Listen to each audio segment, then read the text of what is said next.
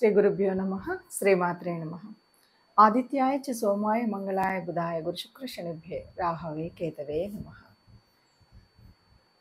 మనం ఈ ఖగోళ శాస్త్రంలో రకరకాలుగా గ్రహాలు మారుతూ ఉంటాయన్నది తెలుసు. అయితే జ్యోతిష్యానికి వచ్చేసరికి మనందరం కూడా ఎప్పటికప్పుడు మన యొక్క స్థితిగతుల్ని తెలుసుకోవడం, మనం రాశి మార్పుల వల్ల, గ్రహ మార్పుల వల్ల రాసుల్లో జరిగేటువంటి మార్పులు చేర్పులు ఏముంటాయో అది మనం తెలుసుకుంటాం. ఇంతకీ ఈ గ్రహమాలిక యోగం ఎప్పటి నుండి ఎప్పటి వరకు అంటే ఇప్పుడు 2024 ఆగస్టు 27వ తారీఖు నుండి, ఆగస్టు 27 నుండి సెప్టెంబర్ 4 అంటే దాదాపు కేవలం 9 రోజులు మాత్రమే ఈ గ్రహమాలిక యోగం కనబడుతుంది. ఈ 9 రోజులకు అంత ప్రత్యేకత ఉంది అంటే, ఏదైనా మంచి చేయాలంటే మనము ముహూర్తం ఎందుకు చూసుకుంటాం? ఆ మొదటి రోజు వల్ల కదా. ఈ ముహూర్తం సర్వకాలం ఉండదు కదా. ముహూర్తం మంచిదైతే తర్వాత చేసే పనులన్నీ మనకు శుభంగా వర్ధిల్లుతాయి. అందుకని ఈ 9 రోజుల కాలంలో ఈ గ్రహయోగము అనేటువంటిది, ఈ యోగం ఉంది కదా, ఈ గ్రహమాలిక యోగం యొక్క ఫలాలు మనకు సిద్ధించాలంటే మనం చేయాల్సినవి అంటే ఈ రకంగా మనం ఎలా వడిసి పట్టుకోవాలి అనేటువంటిది మనం ఆలోచించాలి. జ్యోతిష శాస్త్రంలో మనం ఎప్పుడూ కూడా మన యొక్క రాబోయే స్థితిగతులను తెలుసుకోవడం అనేటువంటిది జన్మకుండలి ద్వారా మనం చేసేటువంటి పని. అయితే గ్రహాలు మారుతూ ఉన్నప్పుడు గ్రహ సంచారం వల్ల గోచార స్థితి ఏర్పడుతూ ఉంటుంది. ఆ గోచారం వల్ల ఒక్కొక్కసారి ఒక్కొక్క రకమైనటువంటి యోగాలు ఏర్పడుతుంటాయి, అవయోగాలు ఏర్పడుతుంటాయి. ఈ యోగాలు అనేటువంటివి అందరికీ తెలియవచ్చు, తెలియకపోవచ్చు. కానీ మనకు పరాశర సంహితలో కనబడేటువంటివి ఇలా మార్పులు చెందినప్పుడు అనేక గ్రహాల యొక్క కలయికల వల్ల, వాటి వల్ల దాదాపు 100కు పైచిలుకు యోగాలు అనేవి ఉన్నాయి. వీటిని తెలుసుకొని వీటి వల్ల మనకు ఏ రకమైన ఉపయోగం ఉంది, వీటిని ఎలా మనం ఈ సమయంలో ఏ రకమైన పనులు చేస్తే మనకు అది కలిసి వస్తుంది అనేటువంటిది తెలుసుకోవడం అనేది ముఖ్యం. అయితే ఇప్పుడు ప్రస్తుతం గోచారంలో అంటే చాలా తొందరలో ఖగోళంలో ఒక గొప్ప మార్పు అయితే జరగబోతుంది. ఆ మార్పు ఏమిటి అంటే, గ్రహాలన్నీ దాదాపుగా గ్రహాలు ఒక వరుసలో నిలబడుతున్నాయి. ఈ వరుసలో ఉండడం అంటే మనకి ఎలా కనపడుతుందంటే, ఒక పూలన్నీ కలిపి కడితే వచ్చేటువంటి మాలలాగా ఉంటుంది. అందుకని దీన్ని మాలిక యోగము అంటారు. అంటే గ్రహాలన్నీ ఒక మాలలాగా కడితే ఎలా ఉంటాయో అలా ఒక వరుసలో ఉండడాన్ని గ్రహమాలిక యోగం అంటారు. ఈ గ్రహమాలిక యోగం ఎక్కడ నుండి ఎక్కడి వరకు జరుగుతుంది అంటే, ముఖ్యంగా మనకి తెలుసు, వృషభ రాశిలో గురు భగవానుడు ఉన్నాడు, అది మొదటి స్థానంలో కనపడితే, మిథున రాశిలో మనకి బుధుడు వక్రించి ఉన్నాడు. ఇక కర్కాటకంలో కుజుడు ఉన్నాడు. సింహరాశిలో రవి తన సొంత ఇంట్లోనే ఉన్నాడు. తర్వాత కన్యలోకి వచ్చేసరికి కేతు భగవానుడు ఎప్పటి నుండో ఉన్నాడు, అతనికి తోడుగా శుక్రుడు వచ్చాడు. ఇప్పుడు మనకేం కనిపిస్తుంది అంటే, వృషభ రాశి నుండి కన్యా రాశి వరకు ఒక్కొక్క రాశిలో ఒక్కొక్క గ్రహము, చివరిలో 2 గ్రహాలు, ఇలా ఈ గ్రహాలన్నీ ఒక మాల కూర్చితే ఎలా ఉన్నాయో అలా మాలలాగా ఉన్నాయి. దీన్ని గ్రహమాలిక యోగం అంటారు. ఈ గ్రహమాలిక యోగం వల్ల ఎవరెవరికైనా ఉపయోగం ఉందా అంటే, ఇలాంటివి ఉన్నప్పుడు దాదాపుగా అందరికీ ఉపయోగం ఉంటుంది. అందరికీ ఉపయోగం ఉన్నప్పటికీ అది అందరికీ తెలుసు, తెలియకపోవచ్చు. ఒకవేళ ఈ మాలిక యోగాన్ని సరిగ్గా మనం ఈ సమయంలో మనం చేసే పనులు సరిగ్గా ఉంటే బాగుంటాయి. ఒక్కొక్కసారి ఏంటంటే కొన్ని పరిహారాలు అవి చేసుకోవాలి. ఆ పరిహారాలు కానీ, లేదంటే కొంత దేవతానుగ్రహం కోసం కానీ, గ్రహం కోసం కానీ కొన్ని పనులు చేయాలి. అలా చేసినట్టయితే ఈ ఉన్నటువంటి గ్రహమాలిక యోగం మనకి చక్కటి ఒక పని చేసుకునేటప్పుడు ఆ పనికి ఇంకా అంటే ఈరోజు ఈ పని చేయడం వల్ల రేపటి భవిష్యత్తుకు బాగా ఉపయోగపడింది అనేటువంటి పనులు కొన్ని ఉంటుంటాయి. అంటే ఆ రోజు ఆ పని చేయబట్టి నాకు తర్వాత ఎంత కలిసి వచ్చింది అంటుంటారు కదా. అలాంటి యోగం రావాలి అంటే ఈ గ్రహమాలిక యోగం ఉన్నటువంటి కాలంలో కొన్ని పనులు చేస్తే కలిసి వస్తుంది. అయితే ఇందులో కూడా మనం ఏంటంటే ఒక్కొక్క రాశి వారికి మరి ఎలా ఉంటుంది, ఎవరికి ఏ రకంగా ఉంటుంది అన్నది కూడా మనం విడివిడిగా చూద్దాం. తదుపరి రాశి మకర రాశి. మకర రాశి వారికి 5వ స్థానం నుండి 9వ స్థానం వరకు ఈ గ్రహమాలిక యోగం జరుగుతుంది.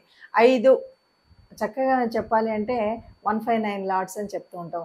1, 5, 9 ఇవి మనకు ఏ రకంగా గూడా అంటే కోణ స్థానాలు, కేంద్ర స్థానాలు అని అందరూ వినే ఉంటారు. ఇలాంటి వాటిలలో మనం జరిగేటువంటి ఏ మార్పైనా, చేర్పైనా ఇది మనకు అనుకూలంగా ఉండేటువంటివే ఉంటాయి.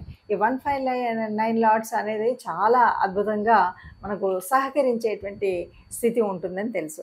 ఇక ఇక్కడ పంచమము దీనివల్ల అక్కడ గురువు ఉండడం వల్ల సంతానానికి చక్కగా ఉండడం. 9 మోక్షస్థానం చెప్పాలి అంటే, ఇంకా చెప్పాలి అంటే పూజలు, పునస్కారాలు, తల్లిదండ్రులు లేకపోతే గురువులు, పెద్దల యొక్క మార్గదర్శనం లభించేటువంటి పరిస్థితి అయితే ఉంటుంది.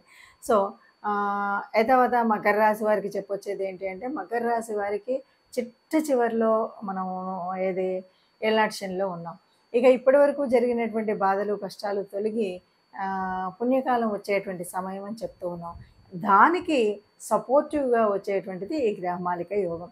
ఇప్పుడు మనం ఇక్కడ చేయబోయేటువంటి పనుల మూలంగా తర్వాతి కాలంలో బాగా ఆర్థికంగా కానీ ఎట్టి పరిస్థితిలో ఆర్థిక పరిపుష్టి బాగా పెరుగుతుంది. ఇప్పటి వరకు ఉన్నటువంటి ఏదైనా కోపాలు, తాపాలు సంతానం నుండి కానీ ఇంకెక్కడి నుండి వచ్చినటువంటి వ్యతిరేక ఫలితాలు ఏవైతే ఉన్నాయో కూడా అవన్నీ కూడా సరి అయినటువంటి ఫలితాలుగా మారేటువంటి పరిస్థితి, దీనికి అలా మారడానికి అవకాశం వచ్చేటువంటి కాలం ఈ కాలం అని చెప్పొచ్చు. ఎవరైతే వ్యాపారం చేస్తున్నారో చక్కగా ఉంటుంది, ఉద్యోగం చేసేవారికి బాగుంటుంది, సంతానం విషయంలో బాగుంటుంది. చక్కగా మకర రాశి వారికి మంచి కాలం వస్తుంది అని స్పష్టంగా చెప్పచ్చు. ఇప్పుడు ఏదైనా సరే మనం చూసాం కదా, ఇలా ఉన్నప్పుడు మనం ఎలా చేయాలి, ఏ రకంగా చేస్తే మనకు ఉపయోగం అంటే, మన చుట్టుముట్టు కూడా చాలా కలిసి వచ్చే విషయాలు ఉంటాయి. మనకు ఎందుకో తెలుసుకోలేకపోతాం. ఇప్పుడు మనం తెలుసుకున్న దాన్ని బట్టి ఇప్పుడు గ్రహమాలిక యోగం ఉంది కాబట్టి మనం ఈ పని చేస్తే బాగుంటుంది, ఈ పని వల్ల మనకి ఇలాగ ఉంటుంది అంటే, ఈ గ్రహమాలిక యోగం నేనున్నటువంటి నా రాశి నుండి ఇన్నో స్థానంలో ఉంది, 5వ స్థానంలో ఉంది, 6వ స్థానంలో జరుగుతుంది, 7 నుండి 9 ఇలాగా మనకి తెలుస్తుంది. కాబట్టి ఇలా తెలిసినప్పుడు ఈ గ్రహాలు ఈ రాసులలో ఉన్నప్పుడు మనకి ఈ గ్రహాల వల్ల కలిగేటువంటి ఉపయోగమైనటువంటి పనులు ఏమున్నాయి, దాన్ని మనం ఏం చేయొచ్చు, ఏం చేస్తే జీవితంలో ఇక సుస్థిరంగా ఉండడానికి కొంత మంచి జరిగేటువంటి అవకాశం అయితే ఉంటుంది. అయితే ఏదైనా సరే అన్ని గ్రహాలు అందరికీ యోగించవు కదా, అందరికీ ఇదేమో మనం జన్మకుండల్లో చూసుకునేటువంటిది కాదు కదా, గోచారంలో చూస్తున్నప్పటికీ మరి అన్ని గ్రహాలు యోగించే గ్రహాలు ఏవి ఉన్నాయి, యోగించే గ్రహాలు ఏవి ఉన్నాయి అనేది ఒక సంశయం అయితే ఉంటుంది కదా. ఎప్పుడూ కూడా అన్ని గ్రహాలు యోగించినప్పుడు మరి ఈ యోగించనివి కూడా ఉండి గ్రహమాలికలో ఉంటే ఏమవుతుంది, అలాంటప్పుడు మనం చేయాల్సినటువంటి పరిహారం ఏదైనా ఉందా అంటే, తప్పకుండా మనం చేయాల్సిన అతి ముఖ్యమైనటువంటి పరిహారం మొట్టమొదటిది ఏంటి అంటే, మనం తప్పనిసరిగా నవగ్రహ మండపానికి వెళ్ళాల్సిందే. నవగ్రహ మండపానికి వెళ్ళి ఇక్కడ మరి చూడండి, తెలియకుండానే ఈ గ్రహమాలికలో ఎవరెవరు ఉన్నారు, గురు భగవానుడు ఉన్నాడు, చివర శుక్రుడు ఉన్నాడు.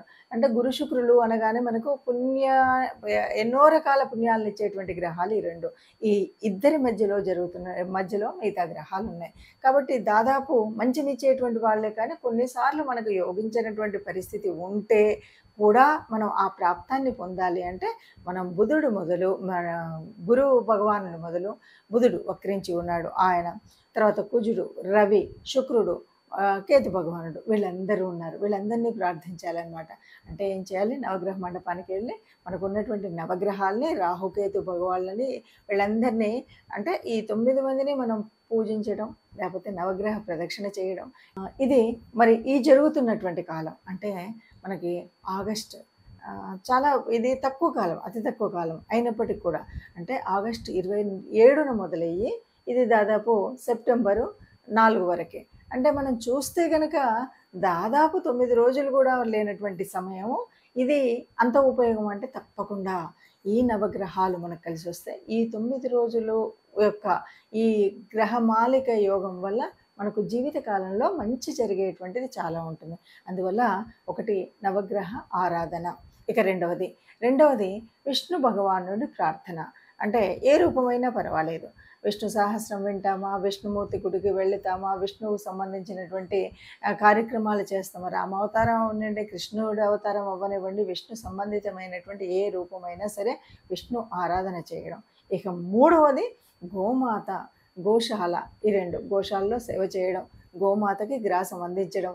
ఇలాగా గోమాతకు సంబంధించినటువంటి ఏదైనా పూజ చేస్తాము, గోమాతకు సంబంధించిన లేకపోతే గ్రాసం ఇవ్వడంతో పాటు కొన్నిసార్లు గోమాతలను ఎవరికైనా మనం పెంచే వాళ్ళకి ఇవ్వడం ఇలాంటివి ఉంటాయి కదా. ఇవి ఏవైనా చేయొచ్చు. అంటే మొత్తంగా మనం చేయాల్సిన పరిహారంలో 1 నవగ్రహ ఆరాధన, 2 విష్ణు ఆరాధన, 3 గోమాత ఆరాధన. ఈ 3 చేసినట్టయితే ఎవరికీ కూడా అనుకూలించిన గ్రహాలు ఈ గ్రహమాలలో ఉన్నప్పటికి కూడా ఇది బాగా యోగించే స్థితి అయితే ఉంటుంది. ఈ ఈ సమయం ఈ 9 రోజుల్లో అందరికీ మంచి జరగాలని కోరుకుందాం. అందరికీ కూడా ఈ యోగము ప్రతిఫలించేలాగా చైతన్యవంతంగా వీరి దీంట్లో ఉండాలని కోరుకుందాం. అందరూ బాగుండాలి, అందులో మనం ఉండాలి. సర్వే జనా సుఖినో భవంతు.